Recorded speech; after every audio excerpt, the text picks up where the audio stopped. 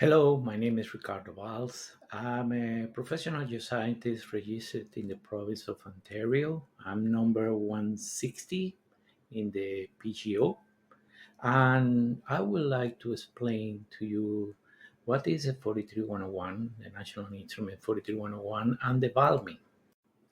Let us start with the National Instrument 43101. This document is like a picture that the qualified person takes during the visit to the property. The visit to the property is a mandatory step in any 43101.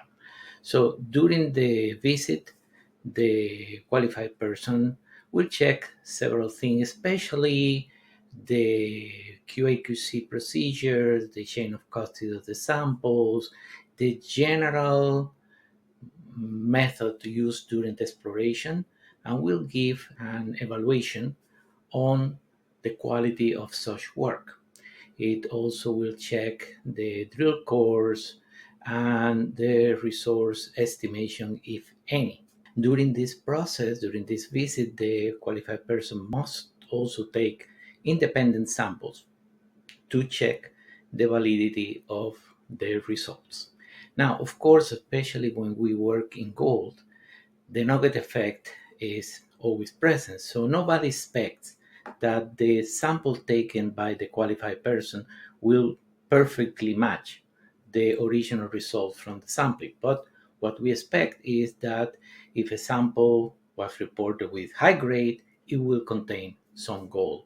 After the visit is completed, the person will write the 4301, which will include a budget for the further exploration of the property, and it will validate all the work, the visit to the property by the qualified person. So whatever resources there are indicated, inferred, measured, they will be certified.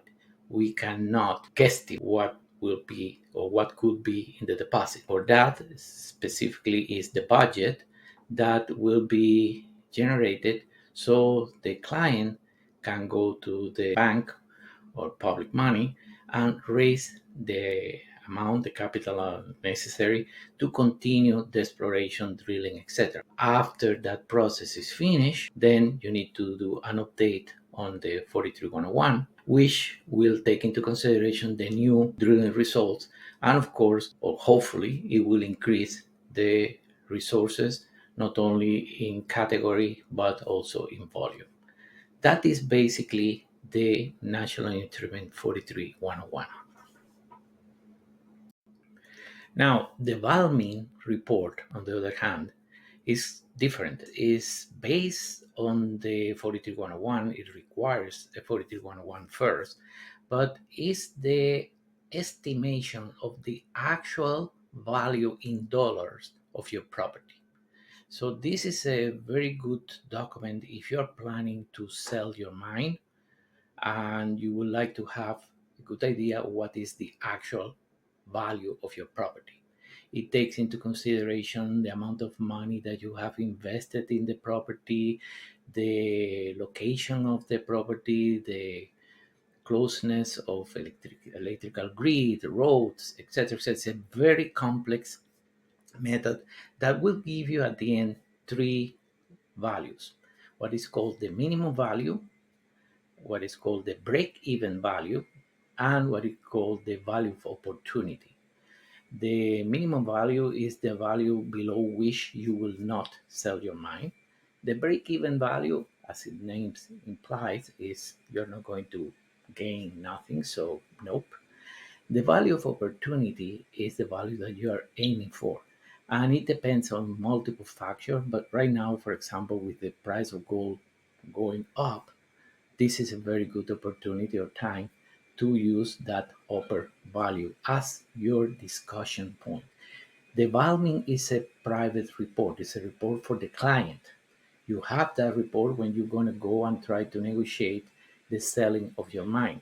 And if the potential buyer said, well, I'm going to give you X, and that X is below the minimal value or even the break-even value, you can say, no, we have a Valmin evaluation of our property and it's higher than the number that you are offering. So it's a good document to have in order to be able to defend your mine and to get the best price possible for it. So that is the difference between a 43101, the technical report, and the Valmin, which is an economical report.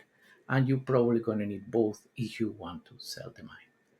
I hope this was useful. And as I said, my name is Ricardo Valls. I'm a professional geoscientist. You can see my email down here. So if you have any more questions, please write me. Wishing you a great day. Bye bye.